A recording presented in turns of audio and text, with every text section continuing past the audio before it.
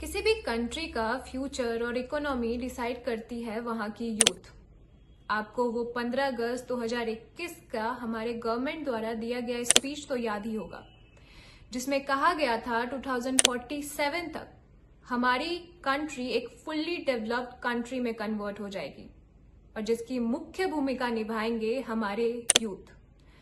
फिलहाल उसमें 20 साल बाकी है, लेकिन हमारे करंट सिचुएशन तो कुछ और ही कह रहे हैं। हमारे देश के युवा हमारे सिस्टम से बिल्कुल भी खुश नहीं है, जिसका जीता जागता सबूत है ऑनगोइंग प्रोटेस्ट। अब जो चीज हम पक्का बता सकते हैं वो है दिल्ली में एक दिन में 16 मेट्रो स्टेशन बंद हो गए हैं। पार्लियामेंट में इंटरनेट शट होने की वजह से जो इम्पोर्टेंट पॉलिसी पे डिस्कशंस होने थे वो अभी नहीं होंगे, और जो बिजनेसेस चलते थे आजू बाजू में जंतर मंतर के, वहां पे भी उनको काफी नुकसान झेलना पड़ रहा है। ट्रांसपोर्टेशन में भी दिक्कतें आ रही हैं। तो ये एक लोकल लेवल पे रियल इकोनॉमिक प्रॉब्लम है। अगर हिस्ट्री देखे तो पैटर्न क्लियर है। जब भी इंडिया में पॉलिटिकल रिलेटेड या पॉलिसी रिलेटेड कोई भी प्रॉब्लम आई है तो मार्केट जरूर रिएक्ट करता है। जब सर्जिकल स्ट्राइक हुई थी तो एक ही दिन में 2.5 करोड़ का नुकसान हुआ था, क्योंकि इन्वेस्टर्स बिल्कुल भी रिस्क नहीं लेना चाहते। अब क्योंकि ये प्रोटेस्ट वर्ल्ड वाइड तक पहुंच गया है तो इससे नुकसान ये होगा कि जो कंपनी इंडिया में अपना सेटअप करना चाह रही थी फ्यूचर में, वो ये करने से पहले 100 बार सोचेगी। ये प्रोटेस्ट ऐसे वक्त पर हो रहा है जब इंडिया की इकोनॉमी ऑलरेडी स्ट्रेस्ड है।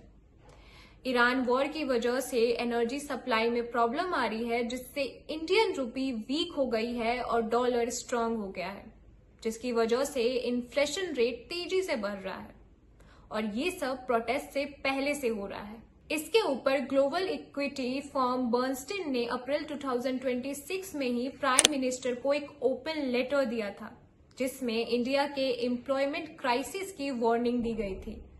मतलब यूथ अनएम्प्लॉयमेंट पहले से ही एक बड़ा इशू था, और ये प्रोटेस्ट लगातार scam, poor education system, unemployment के फ्रस्ट्रेशन का एक्सप्लोजन है।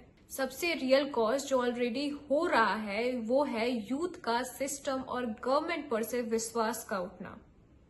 अब जो यूथ इंडिया में अपने इनोवेटिव आइडिया और टैलेंट से इंडिया का फ्यूचर शेप करने वाले थे, अब वही यूथ बाहर अपना ऑप्शन ढूंढेंगे, बाहर जाने की कोशिश करेंगे, बाहर अपने टैलेंट को यूज करेंगे और चाहेंगे कि वो इंडिया में न रहकर बाहर ही कहीं अपनी अच्छी लाइफ बनाए, जिससे कि हमारी फ्यूचर इकोनॉमी वीक हो सकती है।